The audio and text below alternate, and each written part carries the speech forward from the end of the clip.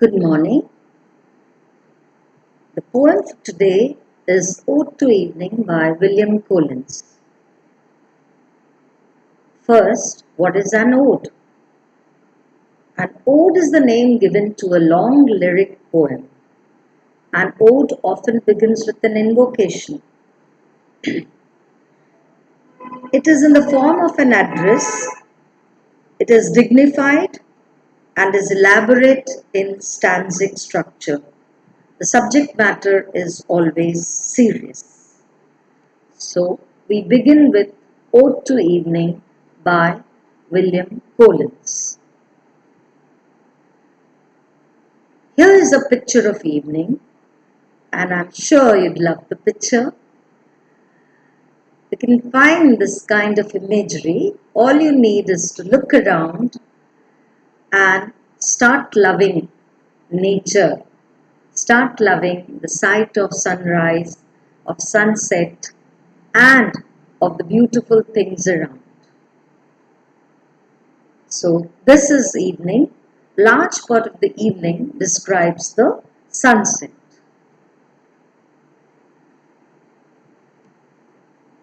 Here are some words associated with evening. Sunset, peaceful. There is the appearance of the evening star. There's a cool breeze around. There are hushed sounds and there is stillness all around.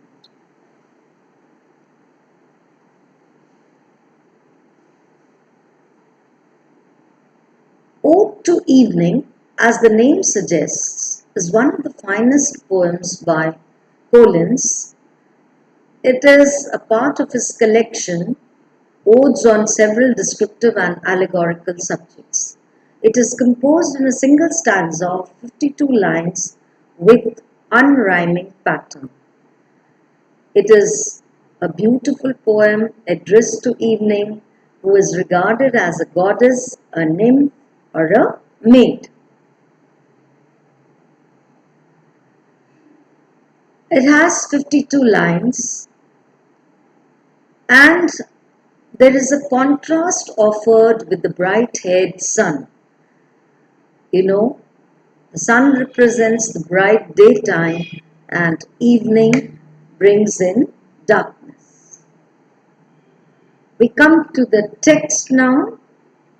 I'll read a part of the text. If aught to fortune stop of pastoral song may hope chase eve to soothe thy modest ear, like thy own solemn springs, thy springs and dying gales, O nymph reserved, while now the bright-haired sun sits in yon western tent, whose cloudy skirts with breed ethereal wove overhang his wavy bed. You have two addresses to evening in these few lines. Chaste Eve and Nymph reserved. The poet says it's something like the Oten stop. Oten stop is something like the flute, or pastoral songs may soothe the modest ear of chaste eve, of pure evening, like the springs, like the gales, like the winds of evening itself. He then goes on to address evening as nymph reserved and makes a comparison with the bright sun. He says, the bright-haired sun sits in yon western tent, whose cloudy skirts with breed ethereal bow overhang his wavy bed. This is a beautiful description of sunset. There is the sun. The sun is imagined to be waiting to rest, and there is a western tent.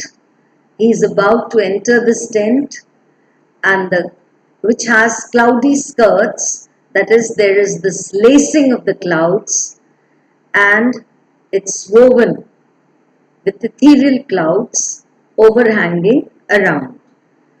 As I showed you in the last description in the picture, you see this picture contains the sunset. There are clouds and the color of the sky is getting redder and redder. Now he will describe the stillness, the quietness of evening. He says, the air is hushed. There are exceptions though. Uh, there was this description of the exceptions of the evening quietness in Gray's elegy also. So here also Collins tries to describe the stillness of the evening disturbed by the sound of the bat. Save where the weak-eyed bat with short shrill shriek flits by on leathern wing. He says that the bat flits from place to place on its leathern wing. The wings, if you have noted, of the bat appears to be like leather. Or where the beetle winds a small but sullen horn as oft he rises amidst the twilight path against the pilgrim bone and heedless hum. Or he says that there are the sound of the beetle which is quite sullen, but then the beetle seems to disturb the pilgrim who crosses the twilight path of the traveler or the pilgrim. He again addresses the evening as a maid composed and says and implores and begs evening to breathe some softened strain so that he can get inspired. The numbers of this strain which spread through the darkling vein may somewhat inspire him and he will go into a meditative mood and wait for the loved return of evening. Now teach me, maid composed, to breathe some softened strain, whose numbers stealing through thy darkling veil may not unseemingly with its stillness suit, as musing slow I hail thy genial loved return. For when thy folding star arising shows his palely circlet at his warning lamp, the fragrant hours and elves who slept in the flowers the day may, and many a nymph who wreathes his brows with sedge and sheds the freshening dew, and lovelier still the pensive pleasures seek, sweet, prepare thy shadowy car.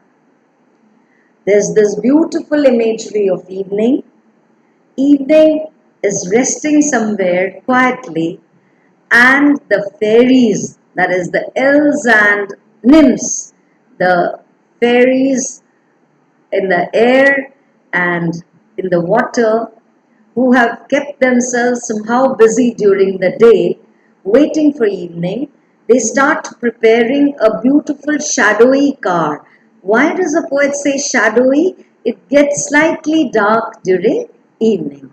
So this shadowy car is prepared, and they carry evening and bring evening to the forefront. Then at this time, the poet says he addresses evening as the calm votress, and he wants to remain there near some lake or some lone place, waiting and enjoying evening in a very pensive mood. But it's not always quiet and clear, and it's not permitted to stay outdoors every time. So he says there might be some exception, but when chill blustering winds or driving rain forbid my willing feet, be mine the hut that from the mountain side views wilds and swelling floods and hamlets brown, the dim discovered spires, and hears their simple bell, and marks over all thy dewy fingers draw the gradual dusky veil. But then there are sometimes blustering winds in the evening, or there might be rainfall, and the poet may not be able to go out. So he implores evening to be that hut where he is residing near a mountainside, and he can view the wilds, he can view the forests and the floods, that is the water, and the beautiful hamlets around, and the dim discovered spires, that is the top of the churches, and hear the bells. You see, there is the echoing of the bells in the evening, and he can also witness the shadowy, the dewy fingers of evening drawing this dusky veil over her. Here the imagine is that uh, evening is like a bride who whose hands get dewy in the evening because of the dewdrops, right?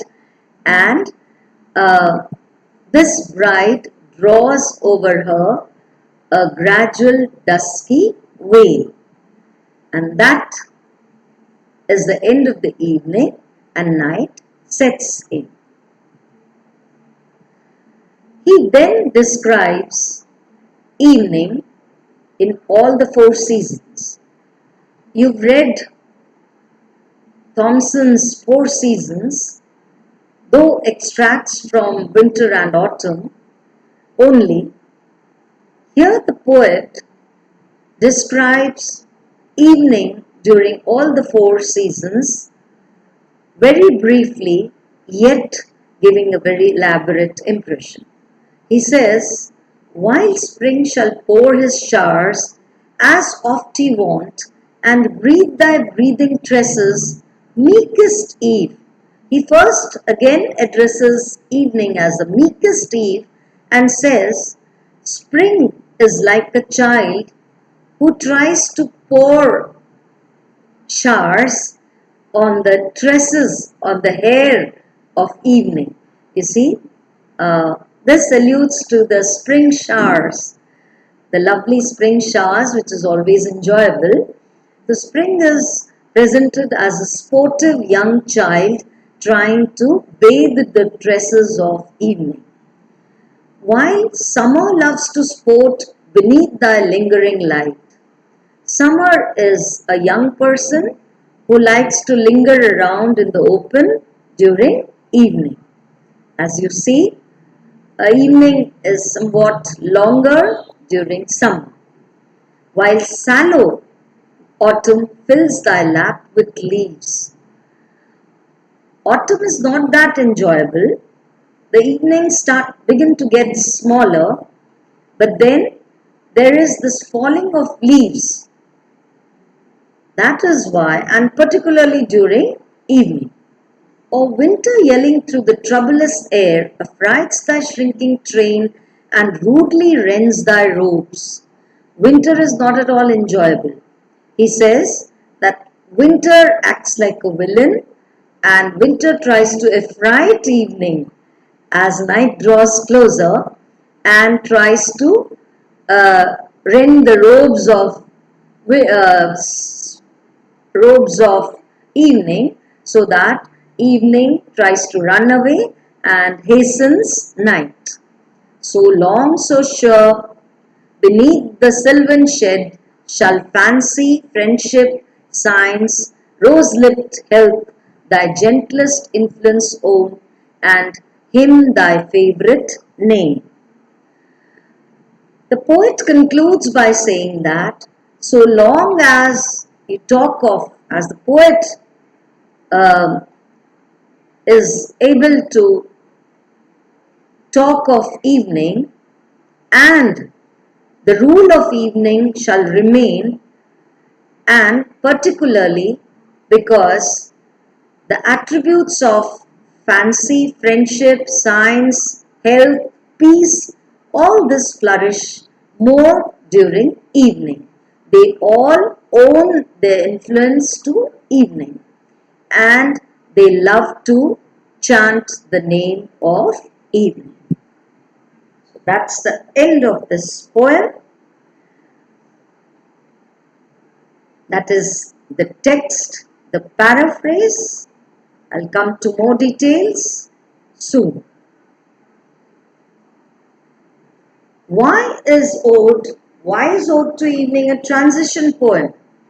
Ode to Evening is a transition poem as it has the elements of the strong tradition of neoclassicism as well as romanticism.